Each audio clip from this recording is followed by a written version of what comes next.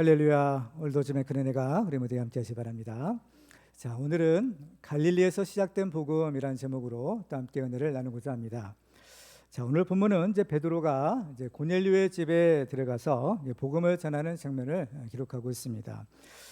베드로가 전한 복음의 특징이 있는데, 그것은 이 복음의 전체적인 내용을 압축된 단어를 사용해서 전달하고 있다라는 것입니다. 그렇기 때문에 베드로가 사용하는 단어 하나하나마다 중요한 의미를 지니고 있는 것을 보게 됩니다. 베드로는 특히 이제 예루살렘이라는 지역과 갈릴리라는 두 개의 지명을 중심으로 복음을 전하고 있는데, 우리는 지난 시간에 이 예루살렘이 가지는 의미에 대해서 함께 살펴보았습니다. 예루살렘은 이스라엘의 오랜 수도로서 그곳에 사는 사람들은 정치, 경제, 종교 등 모든 면에 있어서의 최고의 엘리트들이 살았던 곳입니다. 그렇지만 이 축복의 역설이라는 말이 있는 것처럼 하나님께 가장 축복을 많이 받은 사람들이 오히려 가장 하나님을 대적하는 영적인 광야와 같은 곳이 되고 말았던 것입니다. 그래서 예수님은 예루살렘아 예루살렘아 탄식하셨고, 결국 예수님은 그 예루살렘에서 십자가에 못 박혀 돌아가시게 됩니다. 그러면 이와 대조적으로 등장하는 갈릴리는 과연 어떤 곳일까요? 베드로는 이 예수 그리스도의 화평의 복음이 갈릴리에서부터 시작되었다라고 말하고 있습니다. 갈릴리는 예수님의 사역의 중심지이자 예수님의 제자들의 고향이기도 했습니다. 그래서 제자들은 그 갈릴리에서 나고 자라고 또 그곳에서 예수님을 만나고 예수를 따르는 그 제자의 길을 가게 됩니다. 그래서 예수님의 제자들을 가리켜 별명이 하나 있는데요, 그것은 바로 갈릴리 사람이라는 것입니다. 갈릴리 사람이라는 것은 일종의 그 당시 사람들로서는 조롱하는, 또 약간 얕보는 듯한 그런 의미도 있지만, 이 갈릴리 사람이라는 말에는 예수님의 제자다라는 그러한 더 중요한 의미가 담겨 있는 것입니다. 오늘 말씀을 통해서 우리는 이 갈릴리의 의미에 대해서 살펴보고 복음에 대한 바른 이해를 얻고 우리가 바른 믿음을 얻는 그런 축복의 증언들 되시기를 주님의 이름으로 축원합니다. 먼저 우리가 이 갈릴리, 또 갈릴리 사람들에 대해서 살펴볼 텐데요, 오늘 보면 36절과 37절은 이렇게 기록합니다. 우리 한번 같이 읽어볼까요? 시작. 만유의 주 되신 예수 그리스도로 말미암아 화평의 복음을 전하사 이스라엘 자손들에게 보내신 말씀 곧 요한이 그 세례를 반포한 후에 갈릴리에서 시작하여 온 유대에 두루 전파된 그것을 너희도 알거니와. 아멘. 우리는 여기에서 바로 예수 그리스도의 복음이 시작된 곳과 또 그 지역이 어디였는가라는 것을 알 수가 있습니다. 예수님의 사역이 시작된 시점은 바로 세례 요한이 요단강에서 회개의 세례를 베풀기를 마칠 때였고, 또 예수님의 사역이 시작된 지역은 바로 갈릴리 지역이었다라는 것입니다. 우리는 지난 시간에 요한이 세례를 베푼 곳이 바로 예루살렘 근처에 있는 요단강이었고, 그 의미가 무엇인지에 대해서 자세히 살펴본 적이 있습니다. 그렇지만 이러한 요한과 달리 예수님은 바로 이스라엘의 시골이죠, 시골적 변방이라고 할 수 있는 그런 갈릴리 북쪽 지방 출신이었고, 그 사역의 장소도 역시 갈릴리 지역이었던 것입니다. 그래서 예수님을 소개할 때 보면 나사렛 예수라는 그러한 표현을 많이 쓰는 것을 보게 됩니다. 베드로도 그 안진병이 일으킬 때 내가 나사렛 예수 그리스도의 이름으로 명하노니라고 했잖아요. 그래서 예수인데 무슨 예수냐? 나사렛 예수라는 겁니다. 오늘 본문에도 38절에는 이렇게 기록하고 있습니다. 하나님이 나사렛 예수에게 성령과 능력을 기름 붓듯 하셨다라는 거죠. 나사렛이라는 것은 갈릴리 지역에 있는 마을 이름입니다. 나사렛이란 마을이에요. 그러니까 나사렛 예수라는 것은 바로 예수님이 나사렛 사람이다라는 것입니다. 그러니까 예수님의 고향, 또 예수님의 출신지, 이것이 나사렛이다라는 의미인 거죠. 성경에 보면 예수님이 나사렛에 사시게 된 연유에 대해서 우리에게 알려주는 그러한 장면이 있어요. 본래 예수님은요, 어디에 태어나셨는가 하면 바로 베들레헴에서 태어나셨죠. 머지않아 이제 성탄절이 오는데 예수님이 태어나신 곳은 바로 유대 베들레헴이다라고 했어요. 그런데 이제 예수님이 태어나면서 무슨 일이 있었는가 하면 바로 동방 박사들이 이제 찾아와서 유대인의 왕으로 나시니가 어딨냐라고 하면서 이제 예루살렘 성임하고 수동을 했다라고 했죠. 헤롯이 이제 그 사실을 알고 바로 이제 예수님을 죽이려는 그런 음모를 꾸미게 됩니다. 그래서 하나님이 미리 이제 예수님의 가족을 애굽으로 이제 피난을 시켜요. 그래서 애굽으로 이제 피난을 갔던 그 예수님의 가족이 이제 그 동안에 무슨 일이 있었는가 하면 그 헤롯 대왕이 이제 죽었다라는 소식을 듣게 됩니다. 그래서 야 이제 됐구나. 그래서 이제 애굽에서 이제 다시 이스라엘로 이제 올라오는 일이 있었던 거예요. 근데 그 과정에 있었던 일들이 마태복음 2장 22절에는 이렇게 기록하고 있습니다. 그러나 아켈라오가 그의 아버지 헤롯을 이어 유대의 임금됨을 듣고 거기로 가기를 무서워하더니 꿈에 지시하심을 받아 갈릴리 지방으로 떠나가 나사렛이란 동네에 가서 사니 이는 선지자로 하신 말씀에 나사렛 사람이라 칭하리라 하심을 이루려 함이로라. 분명히 이제 그 예수님의 가족들은 야 그 헤롯의 아들이 이제 그 헤롯 아버지 못지않게 아주 포악한 사람이었거든요. 그 왕이 되었다는 소리를 듣고 무서워지는 겁니다. 야 헤롯도 우리를 죽이려고 했는데 그 아들이 또 더군다나 그 포악한 아들이 왕이 됐으니 또 이 뭐 우리도 또 죽을 수도 있겠구나 무서워했다는 거예요. 그러니까 하나님께서 꿈에 지시하셔서 어디로 가라? 바로 갈릴리로 가라. 그래서 거기서 갈릴리의 이제 나사렛이라는 지역에서 이제 거기서 이제 사시게 되었다라는 그런 연유를 우리에게 소개해주고 있는 것입니다. 근데 이것이 보면 바로 성경에 선지자로 하신 말씀을 이루려 하심이다라고 했던 것이에요. 그렇죠? 그러니까 이 모든 것들은 하나님께서 다 합력하셔서 또 하나님의 뜻을 이루고 있다는 사실을 알게 됩니다.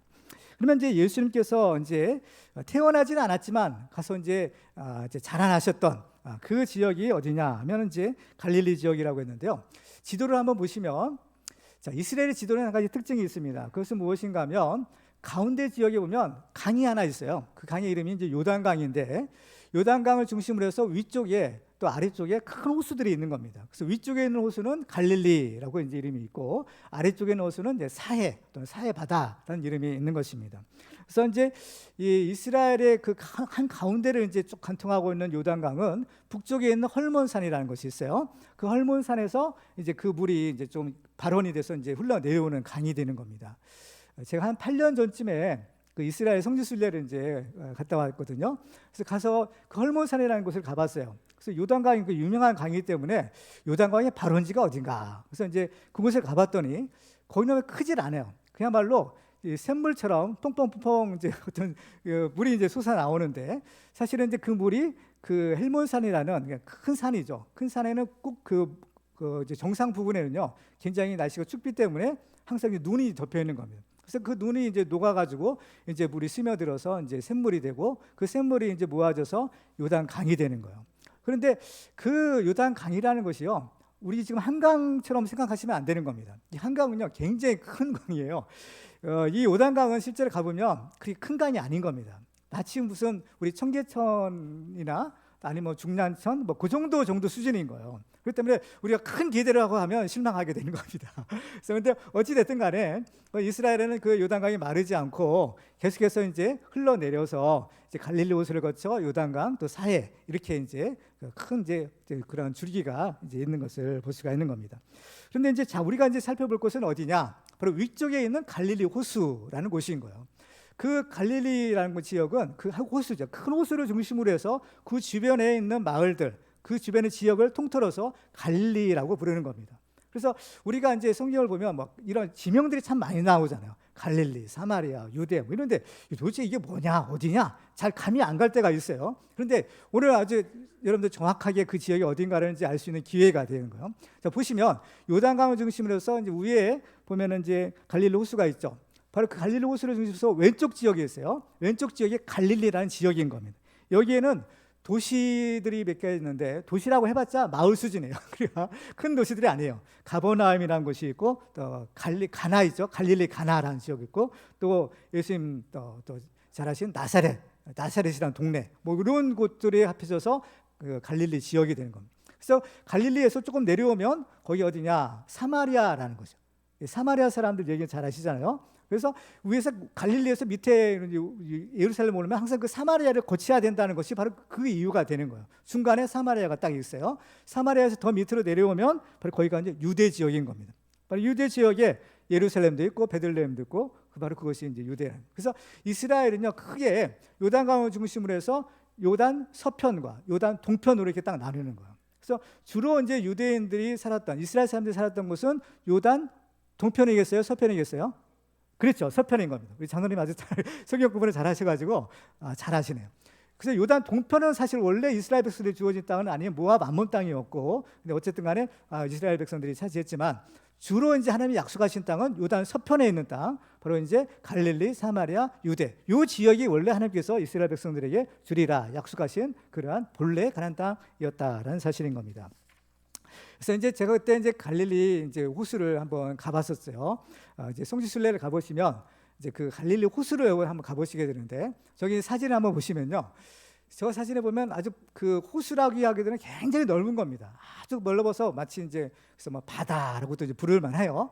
거기 보면은 이제 고기 잡는 그런 작은 이제 배도 있고, 또 보면은 여러분들 이제 우리도 이제 성지순례 가려다가 지금 코로나 때문에 못 갔는데, 그 코로나 이제 어쨌든 간에 이제 거의 이제 종식이 됐으니까 한번 가야 되겠어요. 그래도 가시면 거기 갈릴리에 배가 하나 있는 겁니다. 배가 있는데 그 배에 여러분들 이제 타시게 될 거예요. 저 이제 보이시죠? 저런 배인데 옛날 시대에 이제 이런 배일 거다라고 추정해서 만들었지만 실제 뭐 그런 배는 잘 몰라요. 어쨌든 간에 관광객들을 위해서 지금 만드는 배입니다. 저 배에 이제 타셔가지고 호수를 이제 가로지르는 거죠. 가로지는데 시간이 한참 걸려요. 가시면서 성찬식을 하는 거죠. 성찬식을 하고 찬송 부르고 그렇게 이제 하다가 이제 호수 건너편으로 딱 도착을 하시게 돼요. 도착하시게 되면 거기에 이제 식사를 이제 하시게 되는데, 주로 이제 베드로 고기라고 하는 그 갈릴리 호수에서 나오는 그 생선이 있어요. 그 생선으로 이제 맛있게 식사를 또 하시는 그런 코스들이 있는 겁니다.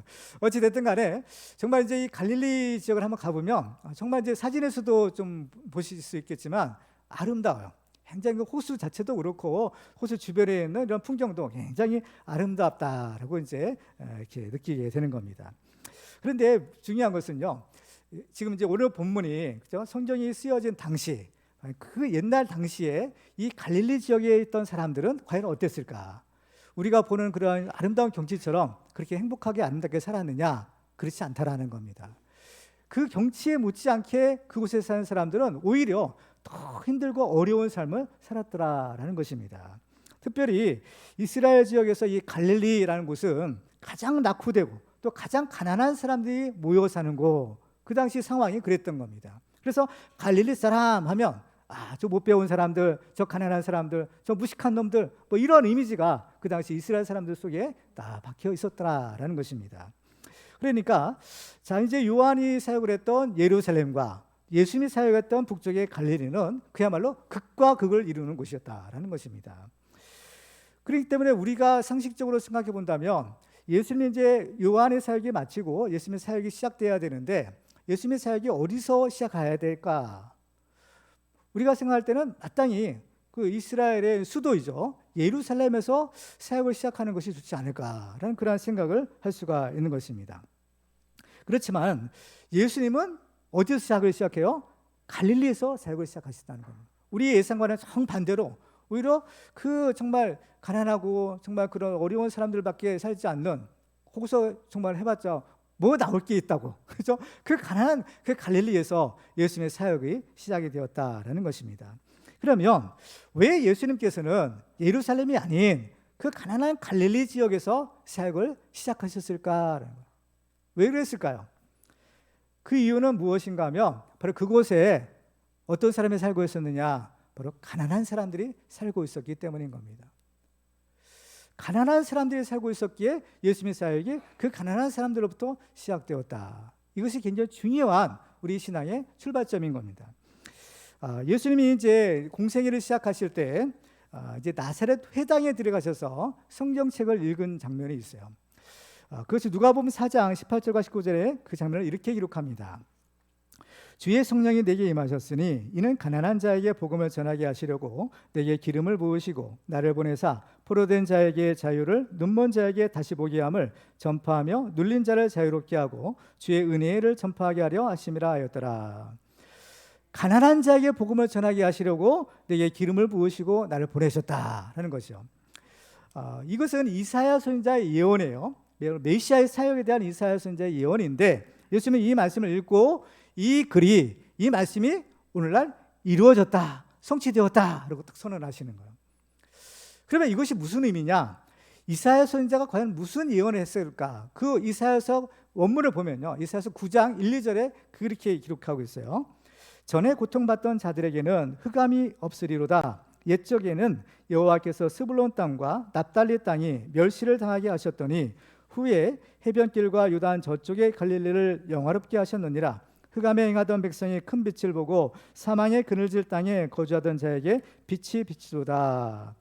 자, 여기서 보면, 자, 1절에 보면 여호와께서 스불론 땅과 납달리 땅이 멸시를 당하게 하셨더라 하고 있습니다.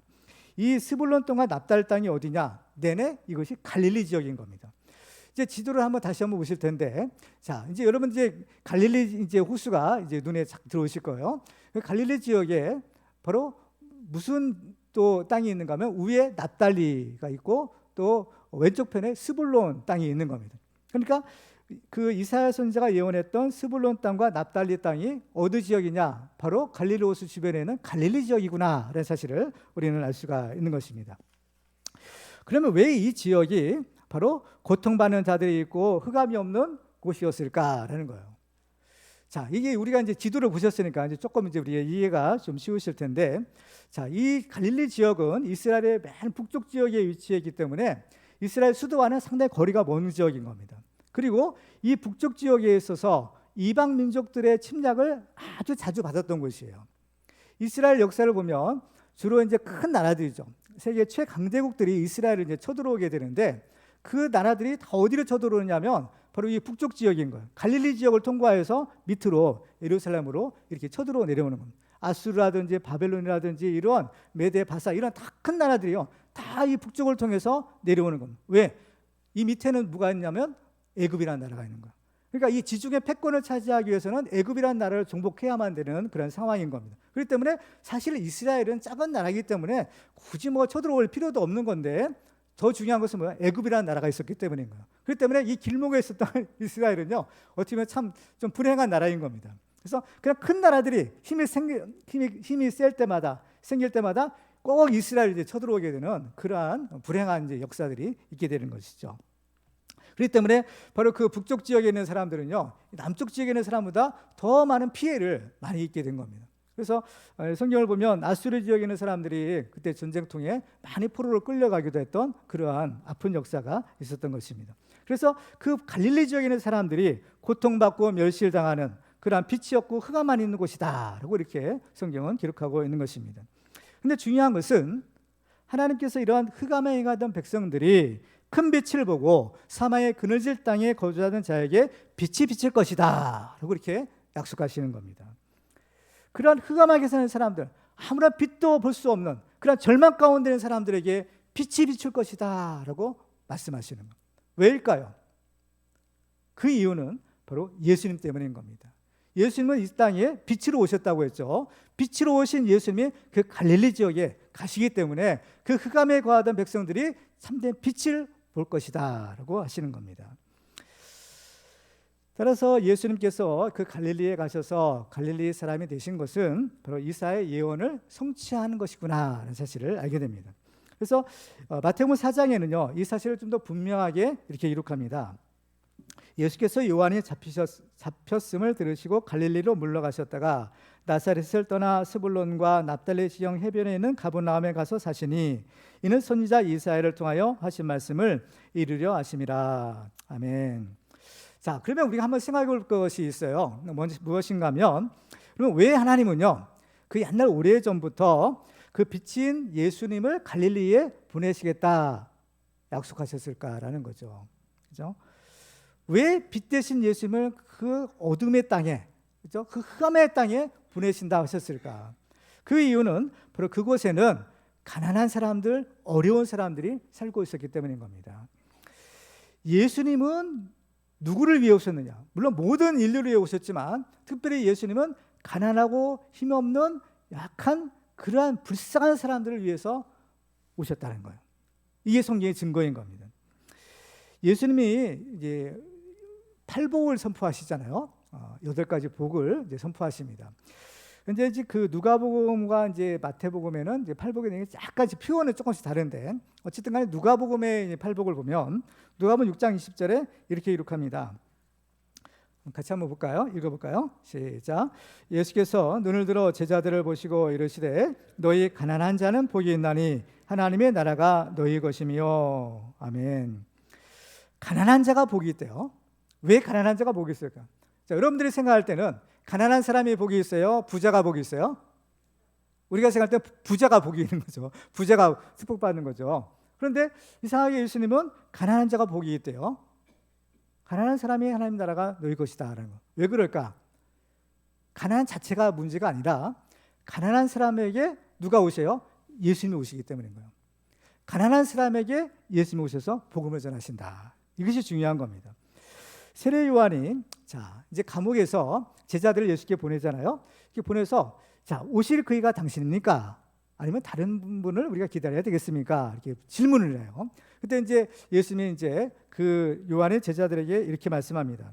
누가복음 7장 22절에 보시면 예수께서 대답하여 이르시되 너희가 가서 보고 들은 것을 요한에게 알리되 맹인이 보며 못 걷는 사람이 걸으며 나병 환자가 깨끗함을 받으며 귀 먹은 사람이 들으며 죽은 자가 살아나며 가난한 자에게 복음이 전파된다 하라. 물론 예수님께서 이 불치병에 걸린 사람들 다 고쳐주시는 그러한 사역을 하시겠지만 특별히 맨 마지막에 뭐라고 하세요? 가난한 자에게 복음이 전파된다 하라라는 것입니다. 가난한 자에게 복음이 전파된다. 그러면 왜 예수님은 바로 이 가난한 사람들에게 복음을 전파하실까?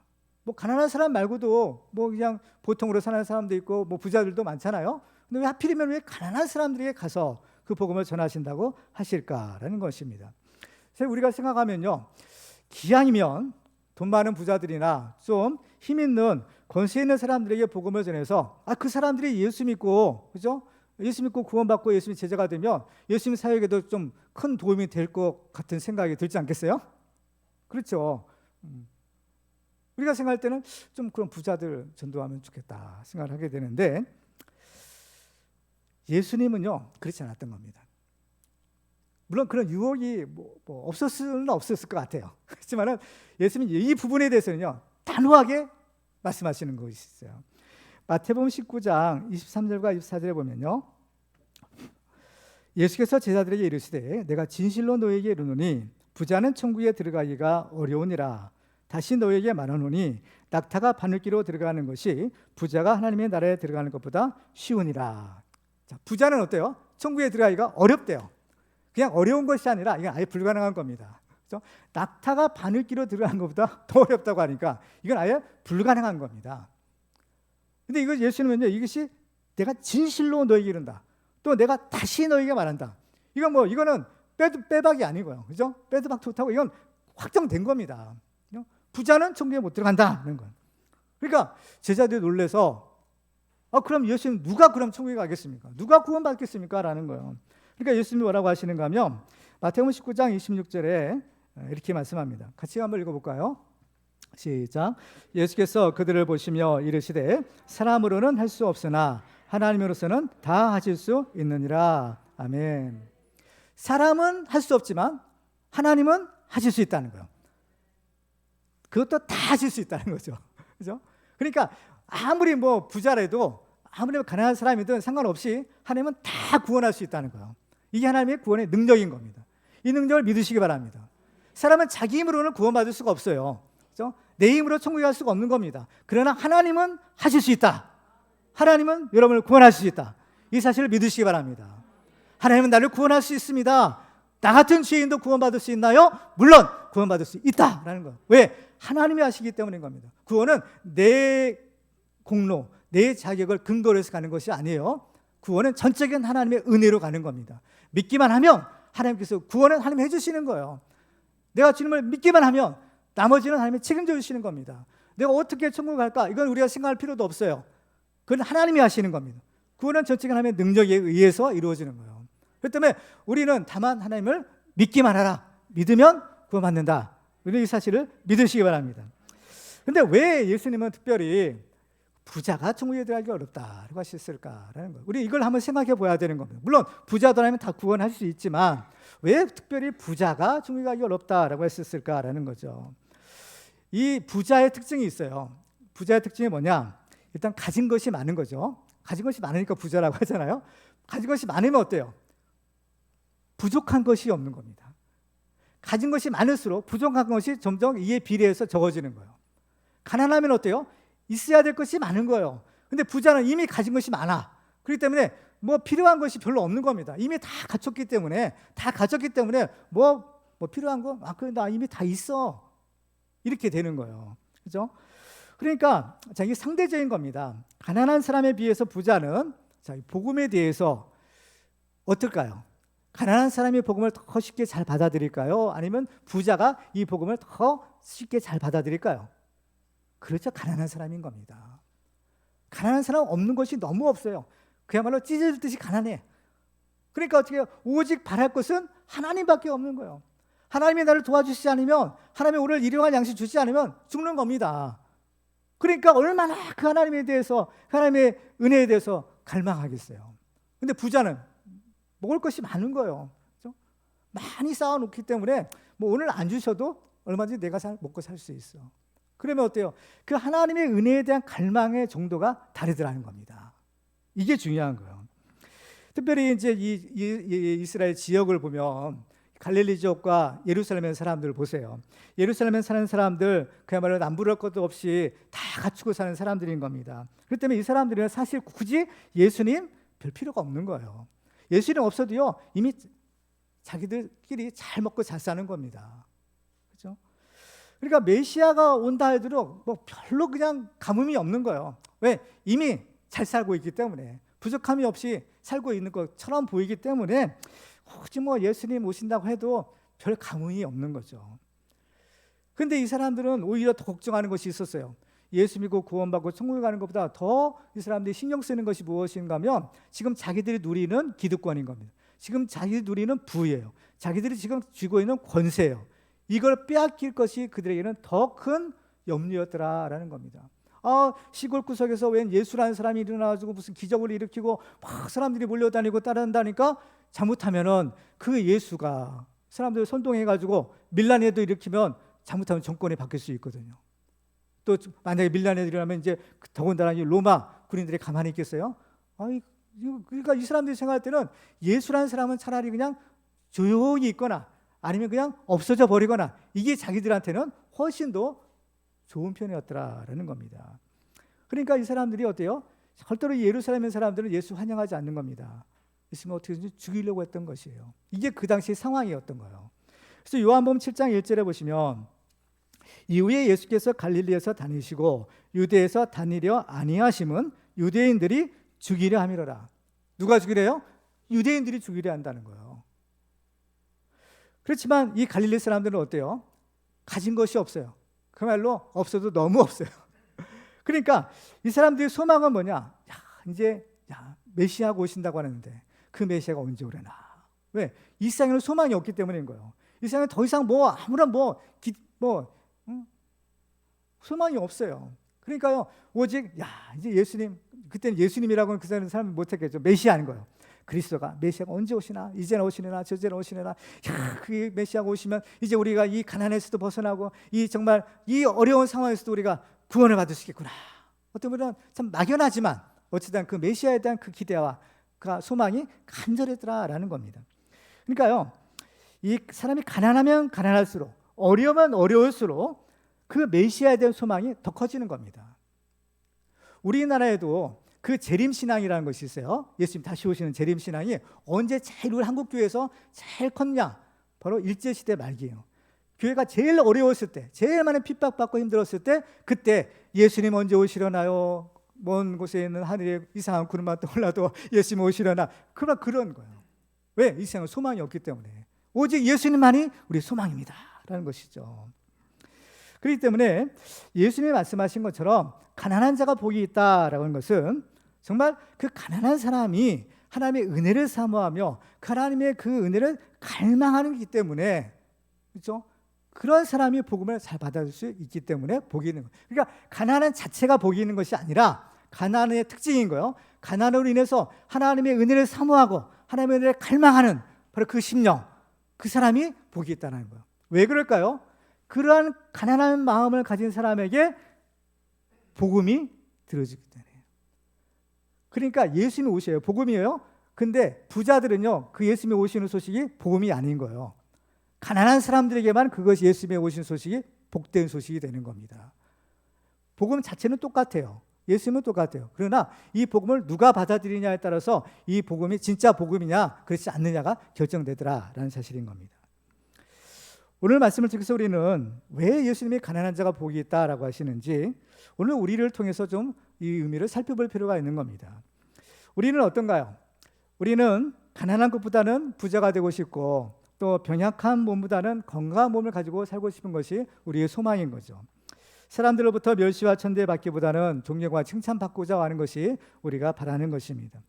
이것은 어느 시대나 마찬가지예요. 예수님 당시에도 바로 그 사람들은 빈궁한 갈릴리에 살기보다는 바로 모든 것이 풍요로운 예루살렘에 살고 싶었던 겁니다. 이건 모든 사람이 다 바라는 거예요. 갈릴리 사람이라고 해서 왜 예루살렘에 살고 싶지 않았겠어요? 할 수 없으니까 어쩔 수 없이 사는 겁니다. 그렇죠? 그렇지만은 중요한 사실은 예수님은 과연 어디 계시냐는 거예요. 예수님이 과연 어디 계실까? 예루살렘이겠어요? 갈릴리였겠어요? 갈릴리인 겁니다. 사람들이 착각하는 것이 바로 이것인 거예요. 예수님이 탄생하셨다. 예수님의 그 별을 보고 동방에서 박사들이 찾아왔다고 했죠. 근데 이 사람들은요, 당연히 예수님은 어디에서 태어나실까? 예루살렘에서 태어나실 것이다. 왜? 예루살렘은 왕이 있는 곳이잖아요. 이스라엘 다스리는 왕이 태어나시는 별이 인도하시는 곳으로 이제 가는데 드디어 이제 이스라엘 땅으로 들어와서 이 사람들 어디로 들어가냐? 바로 왕이 계실 것이다 생각했던 왕궁인 예루살렘 성으로 들어가는 겁니다. 그런데 예루살렘에 예수님이 계세요? 아닌 겁니다. 예수님은 그곳에 안 계셨던 거예요. 그죠? 예수님은 베들레헴 어느 마구간에 태어났고 또 그 짐승에 먹는 그 구유 위에 예수님이 태어나서 누이셨더라라는 것입니다. 참 이게 우리가 신앙생활할 때 이게 참 주의할 것인 겁니다. 우리 사람들은요, 너나 나나 할 것 없이 다 이 성공 신화에 다 마음을 빼앗기고 있는 거예요. 그러니까 성공인 거예요. 어떤 사람이 어떤 분야에서 성공했다. 어떤 뭐 식당을 해가지고 크게 성공했다. 또 아니면 뭘 해가지고 성공했다. 이렇게 하면 성공한다. 저렇게 하면 성공한다. 뭐 이런 성공 신화들이 우리 주변에 많이 있는 겁니다. 그래서 우리들도 다 나름대로 야 나도 한번 성공해봤으면 좋겠다. 어떻게 하면 성공하지? 다들 노력하고 애쓰는 것이 바로 그것 아니겠어요? 성공인 겁니다. 심지어는 교회 안에도 이 성공 신화가 들어와서 교역자들도 목회를 할 때도 보면 나 목회 성공해야지. 큰 목회해야지. 바로 이것을 꿈꾸는 거죠. 그러니까 이 교회 부흥조차도 자신의 업적으로 여기고 또 어떤 성공의 수단으로 여기는 그러한 일들이 지금 교회 안에도 지금 벌어지고 있는 것입니다. 그렇지만은 정말 이 성공 신화를 따라가면 우리는 정말 중요한 것을 놓칠 수가 있어요. 왜? 그곳에는 예수님이 안 계시기 때문인 겁니다. 예수님을 만나야 되는데 예수님을 만나야만 우리의 문제가 해결되고 또 우리가 구원받고 그렇죠? 우리 하나님 나라 가는데 그곳에 예수님이 안 계신 것이 문제인 거예요. 예수님은 어느 곳에 계세요? 예수님은 낮은 자리, 섬김을 받는 자리가 아니라 섬기는 자리에 계시다라고 했어요. 우리가 정말 우리가 예수님을 만나야 되는 겁니다. 예수님 만나면 우리 문제가 해결되는 겁니다. 어떤 문제도, 어떤 질병의 문제도, 또 어떤 사업의 문제도, 또 자녀의 문제도, 무슨 문제든 예수님 만나면 예수님이 다 해결해 주시는 거예요. 문제는 어디서 예수님을 만나느냐 하는 거죠. 우리가 정말 예수님을 만나고 싶으면 예수님이 어디 계셨는가라는 것을 우리가 기억해야 되는 겁니다. 예수님은 갈릴리의 나사렛이란 동네에 사셨더라. 갈릴리에서 사역하셨다라는 사실인 겁니다. 근데 지금은 예수님은 그 갈릴리에 계셔요? 안 계시는 겁니다.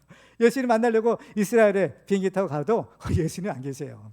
왜? 예수님은 이제 그 갈릴리보다도 더 낮은 곳에 십자가에 달려서 그 음부에 내려가셨다가 지금은 부활 승천하셔서 지극히 높으신 하나님 우편에 계시기 때문인 겁니다.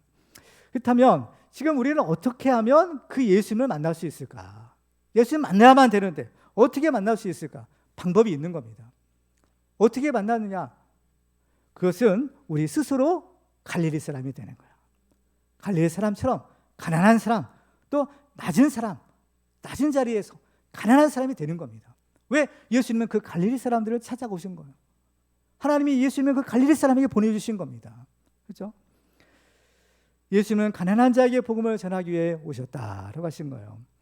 예수님은 얼마나 지극히 높으신 하나님 보좌 영광을 버리시고 낮고 낮은 이 땅에 가장 낮은 곳에 오신 겁니다. 그렇기 때문에 우리가 과연 어디에 가야만 그 예수님을 만날 수 있을까? 해답은 딱 나오는 거죠. 여러분들이 지금 머물고 있는 자리는 어떤가요? 높은 자리예요? 낮은 자리예요? 섬김을 받는 자리예요? 섬기는 자리예요? 우리도 이 영적인 갈릴리 사람이 되어서 정말 가난한 자에게 복음을 전하시는 그 예수님을 만나는 축복의 주인공들 되시기를 주님의 이름으로 축원합니다. 아멘. 가난한 사람이 되고 싶지 않으신가 보죠? 영적인 가난한 사람이 되어야 되는 겁니다. 근데 성경을 보면요, 가난하다고 해서 다 복이 있는 것은 아니다라는 사실을 알게 돼요. 보세요. 현실을 보세요. 가난한다고 해서 복이 있는 것이 아니라 가난하기 때문에 오히려 더 물질에 집착하고 가난하기 때문에 더 물질의 노예가 되는 사람도 많이 있는 거죠. 오히려 이런 사람이 더 많이 있는 겁니다. 그렇죠? 예를 들면 가룟 유다를 보세요. 예수님이 12 제자였던 가룟 유다를 보면 예수님을 팔아먹잖아요. 아니, 팔아먹을 것도 없어. 자기 스승을 팔아먹어. 심지어는 은 30을 받고 자기 스승을 팔아먹는 짓을 하는 겁니다. 근데 이 가룟 유다가요, 어디 출신이냐? 성경을 보면 이 예수님의 제자들은 대부분 갈릴리 출신이에요. 갈릴리에서 예수님 부르셔가지고 예수님 쫓았거든요. 근데 이 가룟 유다만은 갈릴리 출신이 아니라 유다 출신이라고 합니다. 유일한 한 사람이 유다 출신이었는데 그만 이 유다가 배신하고 그 12 사도의 바늘에서 떨어져 나갔어요. 그래가지고 이제 그 결혼된 사도들을 축원하려고 제비를 뽑잖아요. 제비 뽑아가지고 누가 뽑혀요?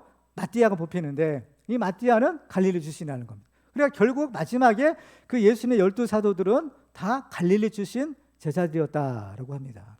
그죠? 그러니까 여기서 물론 출신 성분도 뭐 갈릴리지만 더 중요한 것은 영적인 갈릴리 사람이 돼야 된다라는 것이에요. 그래서 이제 마태복음에 보면 가난한 자가 복이 있다가 아니라 심령이 가난한 자가 복이 있다라고 하는 겁니다. 마태복음 5장 3절 보시면 이렇게 기록하죠. 심령이 가난한 자는 복이 있나니 천국이 그들의 것이며 라는 것입니다. 여기서 심령이 가난한 자가 복이 있대요. 심령이 가난한 자가 무슨 뜻일까? 자, 영어 성경 NEV라는 그런 영어 성경을 보면 이 심령이 가난한 자를 하나님을 필요로 하는 사람이라고 번역을 해놨어요.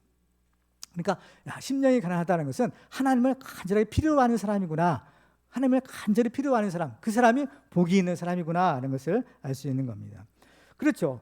교만하고 권세 있는 그런 부자들은 하나님을 별 필요를 안 해요. 그렇지만은 정말 가난한 사람, 심령이 가난한 자, 겸손한 사람, 이런 사람들은 하나님을 필요로 하는 겁니다. 하나님 없으면 안 됩니다. 그렇죠? 이런 거예요. 그렇기 때문에 이 재물이 많고 적음의 문제가 아니다라는 것을 여기서 알 수 있어요. 그렇죠? 돈이 많고 적음의 문제가 아니라 중요한 것은 뭐가 중요한 거예요? 그 마음이에요. 그 마음의 상태가 가난하냐 부자냐라는 것입니다. 그러니까 물질적으로 가난한 사람도 그 마음 부자일 수도 있고, 물질적으로 아무리 돈이 많은 사람도 그 마음은 가난할 수 있고, 뭐 이것인 거죠. 근데 왜 이 가난한 마음이 필요하냐? 하나님의 은혜 받으려면 가난한 마음이 있어야 되기 때문인 거예요. 왜? 하나님은 그 가난한 사람, 그 가난한 마음에 은혜 베푸시기 때문인 거죠. 잠언 8장 17절에 보면 나를 사랑하는 자들이 나의 사랑을 입으며 나를 간절히 찾는 자가 나를 만날 것이니라. 그러니까 이 간절함의 정도인 겁니다. 배부른 사람은요, 뭘 줘도요 더 이상 먹기 싫어하는 거예요. 그러나 배고픈 사람은요, 시장의 반찬이라고 해서 아무리 맛없는 거 줘도 맛있게 먹는 겁니다. 그러니까 뭐예요? 간절함의 차이인 거예요. 하나님의 은혜를 누가 받고 못 받느냐? 간절함의 차이가 있다라는 사실인 겁니다. 그러니까 우리가 하나님의 은혜를 받으려면 하나님에 대한 간절한 마음, 사모하는 마음이 필요한 겁니다. 잠언 8장에 보면 나를 사랑하는 자들이 나의 사랑을 입으며 나를 간절히 찾는 자가 나를 만날 것이다 라고 했어요. 그래서 마치 시편 기자는 맞죠? 목마른 사슴이 시냇물을 찾는 것처럼 갈급하게 주님을 찾는 사람, 이 사람이 복이 있다라고 하는 거죠. 그래서 하나님이여 사슴이 시냇물을 찾기에 갈급함 같이 내 영혼의 주를 찾기에 갈급하나이다. 그래서 이렇게 간절하게 하나님을 찾으면요, 하나님은 그러한 사람에게 은혜를 주시는 거예요. 시편 107편에 보면 그가 사모하는 영혼에게 만족을 주시며 줄인 영혼에게 좋은 것으로 채워주심이로다 라고 했어요.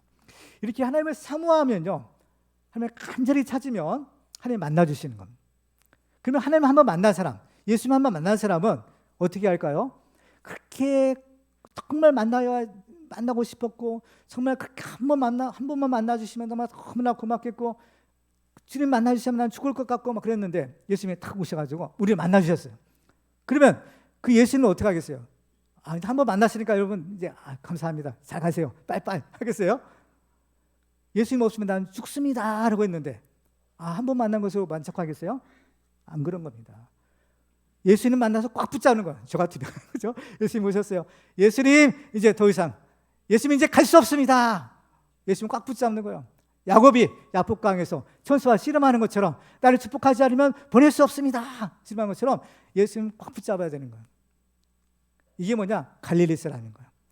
이 갈릴리란 말에 어원이 있어요. 갈릴리란 말의 어원의 뜻이 무엇인가 하면 반지 또는 고리 이런 뜻이래요.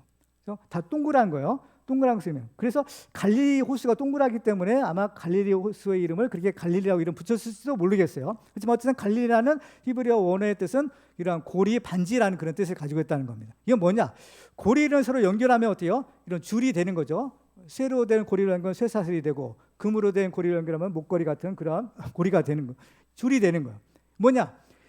이 갈릴리 사람이라는 것은 뭐냐면은 그 예수님, 그 하나님을요 꽉 붙잡고 놓지 않는 사람들이에요. 마치 고리로 예수님과 나를 딱 묶어놓는 거예요. 하나님과 나를 딱 묶어놔. 그래서 도저히 이제 떨어질 수 없는 그런 상태로 만드는 거예요. 이게 갈릴리, 영적인 갈릴리 사람이라는 겁니다. 그래서 예수님이 갈릴리 사람이 축복의 사람이 될 수 있는 것이죠. 그렇기 때문에 우리가 돈이 많고 적음의 문제가 아닌 겁니다. 정말 우리가 얼마나 그 주님을 사모하고 정말 예수님 없으면 내가 살 수 없습니다 라는 간절함으로 주님을 찾느냐, 이게 중요한 거예요.